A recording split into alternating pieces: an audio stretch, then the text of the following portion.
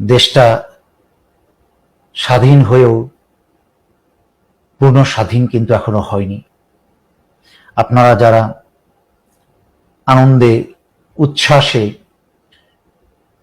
সময় ব্যয় করছেন, আপনারা সচেতন হয়ে যান। আমার কিছু প্রশ্ন, কিছু চিত্র দেখাবো, কিছু প্রশ্ন রাখবো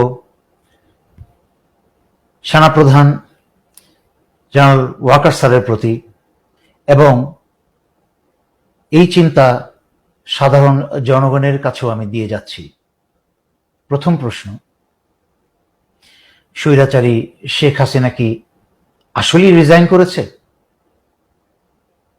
কই তার পদত্যাগের কোনো স্বাক্ষরের ছবি, ভিডিও কিছুই তো এলো না, জনতার সামনে প্রকাশ করা হলো না।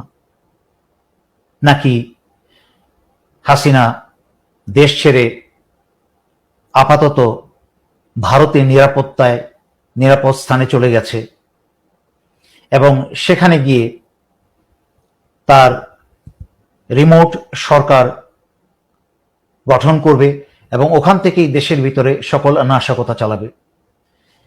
হাসিনা অজিত দোভালের মতো একটা বদমাশের সাথে, যে আন্তর্জাতিকভাবে পরিচিত একটা গোয়েন্দা, তার সাথে যোগাযোগ করেই সব ব্যবস্থা করে গেছে। আমার মনে হয় সে যায়নি। এখন ভারতীয় গোয়েন্দা সংস্থা রকে দিয়ে বাংলাদেশে হত্যাকাণ্ড চালিয়ে এবং বাংলাদেশে হিন্দুদের বাড়িতে এবং হিন্দুদের উপর আক্রমণ করে এটাকে একটা আন্তর্জাতিক বিষয় বানিয়ে ভারত ইন্টারফেয়ার করার চেষ্টা করবে, ক্ষমতাটা পুনরুদ্ধার করে আবার হাসিনাকে বসানোর জন্য।